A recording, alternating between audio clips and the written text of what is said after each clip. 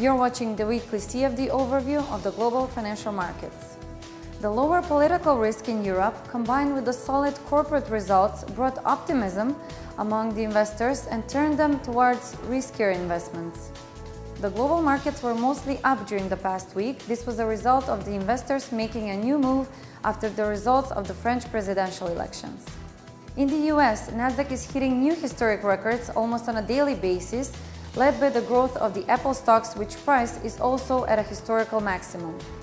Meantime, the investors are expecting new signs whether the Federal Reserve will raise the interest rates. As expected, on last week's meeting, it has been decided to keep the current interest rates intact, while on the other hand, the markets estimate with around 80% conviction that the next interest rate hike will take place on the next Fed meeting in June. The dollar index, as a measure of the value of the US dollar relative to the value of the basket of 6 major currencies, has been on the rise since Monday, after previously dropping to the lowest level in the last 6 months.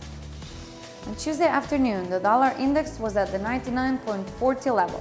The strength of the dollar against the yen is drastic, as it is around the 114.05 level, which is the new 2-month low for the yen against the dollar.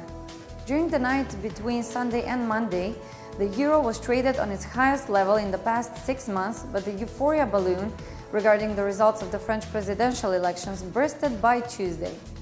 Many investors were closing their profitable trades after the strong rising period of the euro. The gold price slipped on Tuesday at around $1,220 per troy ounce, as investors' interest for the safer investments dropped after the presidential candidate Macron won the elections in France.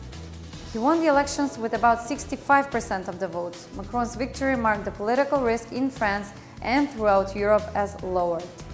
The oil price slightly rose on Tuesday, but it is still under a downward pressure due to the lower demand, especially in China, and also as a result of the continued production growth in the US. It seems that OPEC has no capacity nor strength to take more serious measures in recovering the oil price. Last week, the price dropped 5.6%. The Saudi energy minister on Monday stated that something needs to be done to control the oversupply that floods the market for the past 2 years.